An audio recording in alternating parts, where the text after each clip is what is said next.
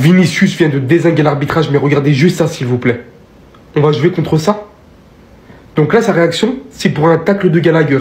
Il dit par-dessus ce matin que l'histoire du Real Madrid en Ligue des Champions est extraordinaire, mais nous avons une grande opportunité. Et en tant que Madrilène, personne ne peut dire le contraire. Là, ils sont plus que confiants. Demain, va falloir faire le travail. En attendant bien évidemment beaucoup plus de Vinicius, qui aujourd'hui, lors de la conférence de presse d'avant-match contre l'Atlético Madrid, vient de dézinguer l'arbitrage espagnol en citant les arbitres en Europe protègent davantage les joueurs, donc en Ligue des Champions, tout ça. En Ligue des Champions, les joueurs qui frappent reçoivent un carton jaune et ne sont pas récompensés pour cela. Et qu'on se le dise, ça on peut pas le nier, l'arbitrage en Ligue des Champions est exceptionnel comparé au championnat espagnol. Que malgré tout, il essayait quand même de faire un travail sur lui-même. Qu'est-ce qui m'énerve? Quand je reçois des cartons jaunes, quand je me plains. Je dois m'améliorer, je n'ai que 24 ans, j'ai encore beaucoup à apprendre. J'apprécie énormément cette déclaration en continuité de ce qu'il montre récemment sur les derniers matchs. On voit très nettement une amélioration sur son comportement, sur sa manière de faire, de vouloir guider ses coéquipiers. Cette déclaration vient confirmer tout cela. Mais demain, Vinicius, en plus du comportement, on aura besoin de ton football pour détruire le faux Madrid. Il y a des moments où faut se mouiller tout simplement. Je vous invite à faire la même chose. Je vous fais mes pronostics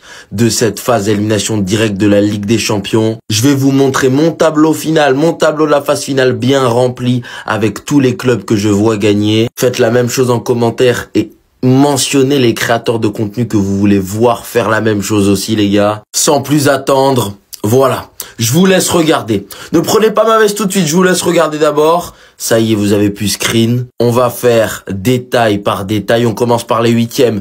PSG-Liverpool. Je sais pas pourquoi, mais je sens le PSG. La surprise, le PSG est une équipe qui marche très bien en ce moment. Liverpool est peut-être la meilleure équipe du monde derrière le Barça. Mais moi, je vois le PSG. Je sais pas pourquoi, je vous le dis, je le vois.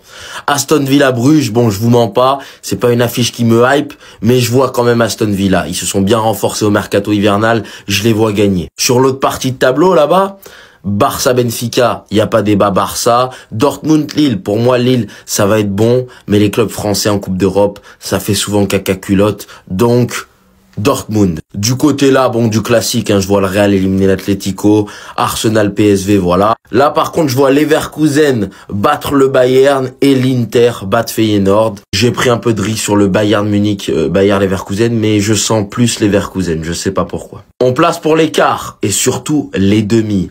Arsenal perd contre le Real Madrid, le PSG élimine Aston Villa, le Barça déroule contre Dortmund, l'Inter vient à bout dans un match très serré du Bayern Leverkusen pour nous offrir ses demi, Inter-Barça, le remake de 2010. Cette fois-ci, pas de Samuel Eto'o latéral, pas de Mourinho. Simone Inzaghi s'incline face au Barça d'Hansi Flick. Et le PSG de Luis Enrique, malheureusement, laisse la place au roi de la compétition pour une finale que je souhaite, pour une finale que je veux, pour une finale que je crois possible. Classico en finale. Vous avez toute ma phase finale. Et selon la finale, je me prononcerai pas.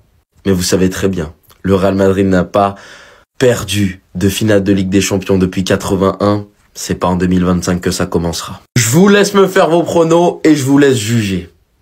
Real Madrid, Atlético Madrid, 8e de finale, aller de Ligue des Champions. Je vous donne les 3 clés de ce match en 1 minute. La première clé, pour moi c'est la plus importante, Kylian Mbappé, Mobutu, Lotin. À quel niveau évoluera Mbappé? Mbappé, c'est un mec, je le déteste du plus profond de mon être, mais il peut te gagner un match à lui tout seul.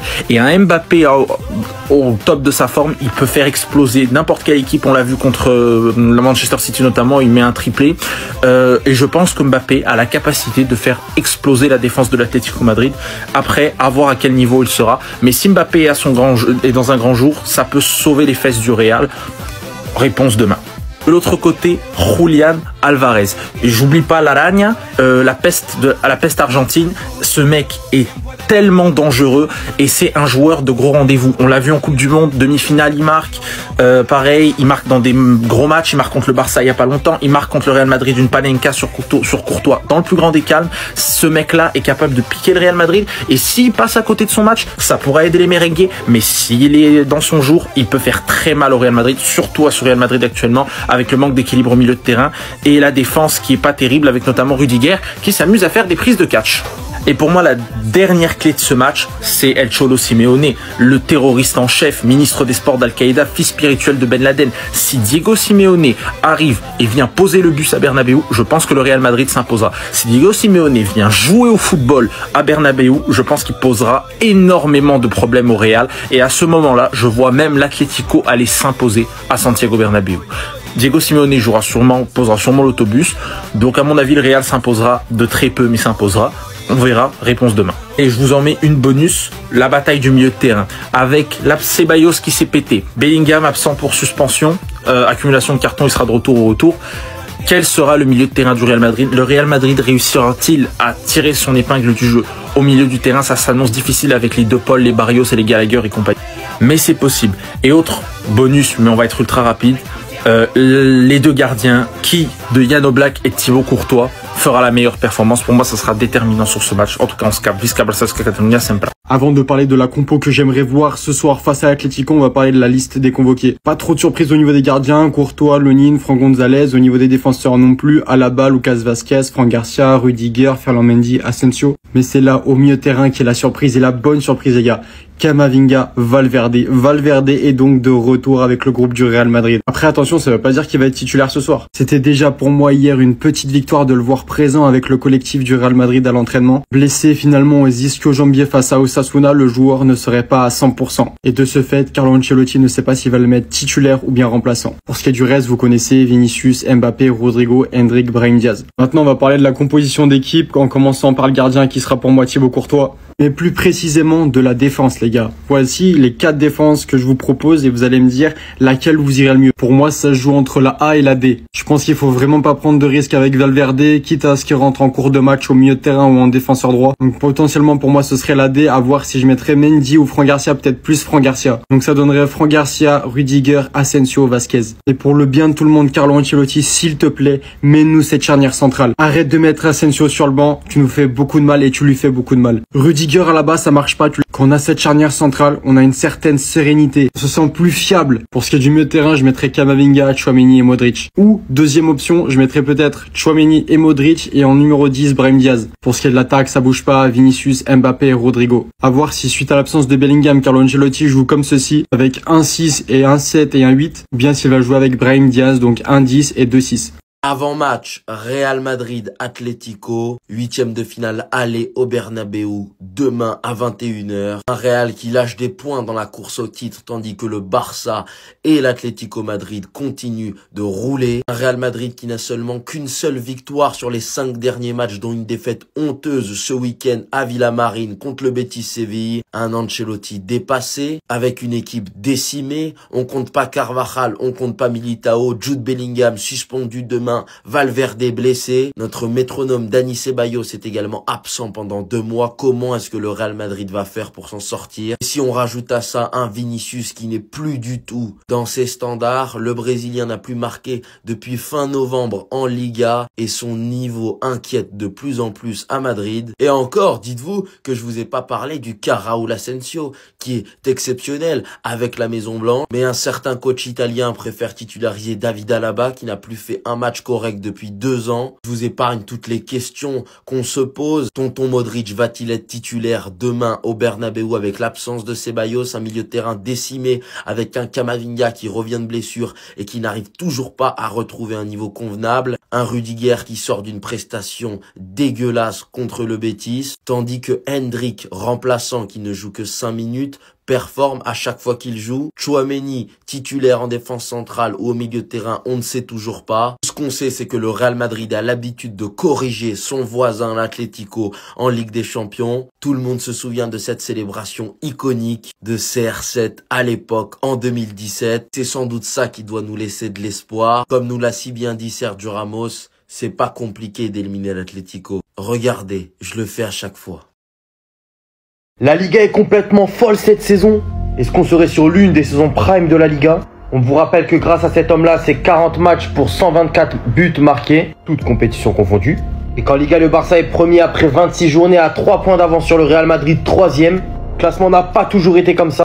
Après avoir démarré très fort ce début de saison, le Barça comptait 7 points d'avance sur le Real de Madrid, jusqu'à ce que le Real Madrid repasse en tête avec 8 points d'avance sur le Barça à la 18e journée, jusqu'à ce que le Barça repasse à nouveau premier avec 3 points d'avance sur le Real Madrid en l'espace de 6 matchs. Cette Liga est totalement folle, vient s'ajouter le calendrier de mars complètement chargé pour le Barça, calendrier où on n'aura pas le droit à l'erreur, puisqu'après avoir battu la Real Sociedad à domicile 4-0, le Barça se déplace au Benfica Lisbonne pour les 8e de finale aller de Ligue des Champions, avant de recevoir Osasuna, une équipe très compliquée à jouer avec un bloc très bas, et de recevoir Benfica Lisbonne à nouveau pour le match 8e de finale retour de Ligue des Champions, avant d'aller à l'Atlético Madrid et enfin de terminer par Girona. Bien qu'on a battu Girona au match aller chez eux sur le score de 7-0, le match est à prendre et ne pas à prendre à la légère.